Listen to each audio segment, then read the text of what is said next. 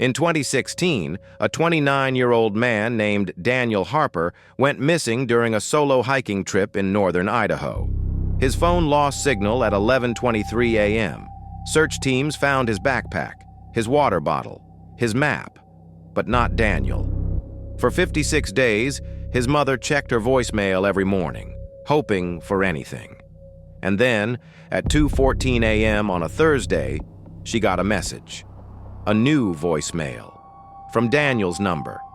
But Daniel's phone had been powered off for almost 2 months. The message was 8 seconds long, and when she played it, she heard her son's voice. But it wasn't coming from above ground. It was coming from below. Daniel Harper lived in Spokane, worked in IT. On weekends, he hiked alone, nothing extreme. Well-marked trails. He always texted his mother when he arrived. On October 9, 2016, he drove to Larch Canyon, a steep gorge where cell service drops to 0 once you descend. At 10:58 a.m., Daniel took a photo of the canyon ridge. At 11:12, he texted a friend. Signal bad, going down the switchbacks. At 11:23, his phone registered its last bar of service. After that, nothing. Search teams deployed within hours. For 7 days, they combed the canyon.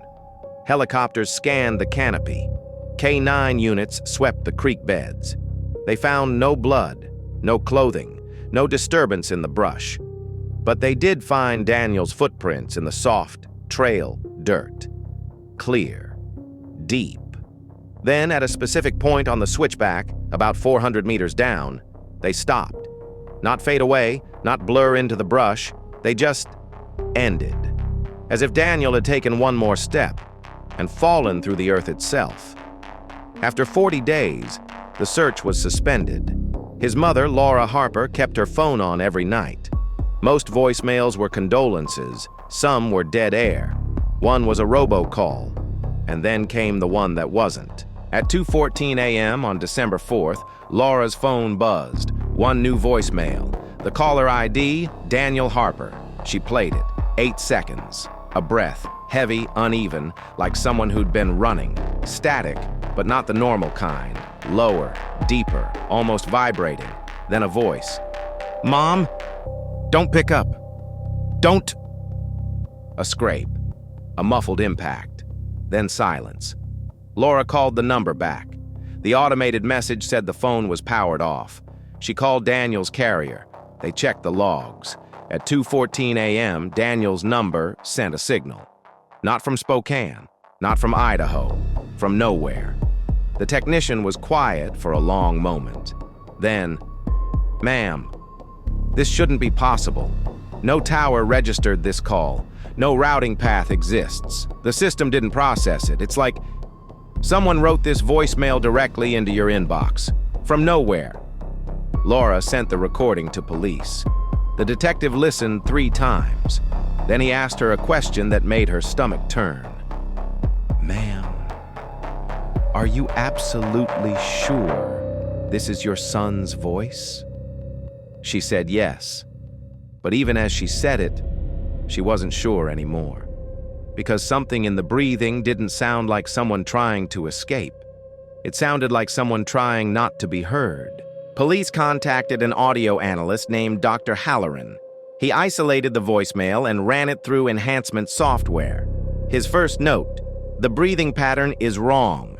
Human breath under stress creates smooth curves in the waveform, quick inhales, longer exhales. Panic has a rhythm. This recording had steps, plateaus, abrupt pauses that didn't match exhaustion or fear. Then Halloran found something else. Underneath Daniel's voice at the 6.7-second mark, there was a second sound. Not an echo, not interference, a whisper. He played it for Laura. It said, "He can't leave." Laura asked if it was Daniel whispering to himself. Halloran leaned back. "This voice, it's not organic. It has the shape of speech, the rhythm, the cadence. But there's no breath behind it, no vocal cords vibrating. It's like something learned how to sound human, but isn't." And then he showed her one more thing. The static, the low, rhythmic hum beneath everything, wasn't random. It pulsed 3 times per second, constant, mechanical, like something deep underground that never stops running. Laura pushed the detective to dig deeper into the carrier logs. They found a metadata tag buried in the voicemail file. Tower ID 7FB13. The detective checked the registry. Tower 7FB13 had been decommissioned in 2009. Demolished, scrapped, removed from all federal and carrier databases. But in the raw system logs, its ID still existed. A ghost entry that shouldn't be there. The coordinates pointed to one location, Black Vein Mine, a sealed site, closed since 1956 after a collapse killed 7 workers. No one had been inside since, but the metadata contained one more detail, a depth tag, 1,600 millimeters, exactly where the deepest sealed tunnels used to be. The system shouldn't have been able to generate that tag. There was no signal underground. Not then, not ever. Yet Daniel's message came from there. Laura searched for information about the mine. Most records were sealed or lost, but she found one article from 1957. It mentioned the bodies of the 7 workers were never recovered. The tunnels had collapsed inward. Rescue teams said the rock was unstable and unpredictable. They sealed the entrance and walked away. Laura kept reading. One article from 1957 mentioned something else. For 3 days after the collapse, rescue teams reported hearing sounds from below, rhythmic tapping, metal on stone, always the same pattern, 3 taps, pause, 3 taps, the universal signal for "I'm alive." By the 4th day, the tapping stopped. Laura drove to the mine. The entrance was chained, a steel bar welded across the gate, warning signs bleached white by weather. But on the metal plate, recent, the paint still dripping, someone had spray-painted 2 words, "Still calling." Laura's breath caught. The paint was fresh. Hours old, maybe. Someone else had been here. Someone else knew. Laura stood there until her hands stopped shaking. She turned to leave, and her phone buzzed. One new voicemail, same number, same timestamp style. She didn't play it. She got in her car and drove back to Spokane. That night, she couldn't sleep. At 3:47 a.m., she opened her voicemail inbox. 2 messages, both from Daniel's number. She pressed play on the second one. It was longer this time. 12 seconds. The same breathing, the same static hum, but this time, Daniel's voice was clearer. "Mom, I found the others. They've been calling too." A pause. Then in the background, faint, distant, she heard them, voices overlapping, whispering in unison. She counted them. 7. The same number of miners who died in 1956, all whispering the same thing. "Don't pick up." The message ended. Laura sat in the dark for a long time. Then her phone lit up. Not a notification, not a call, just the screen glowing. And when she looked, the voicemail counter blinked. 3 messages. Laura stared at her phone. 3 voicemails. She knew what would happen if she played the 3rd. Daniel's voice would be different, more distant, more wrong. And she couldn't bear to hear whatever her son was becoming down there in the dark. So she never played it. She kept her phone, but she changed her number the next week.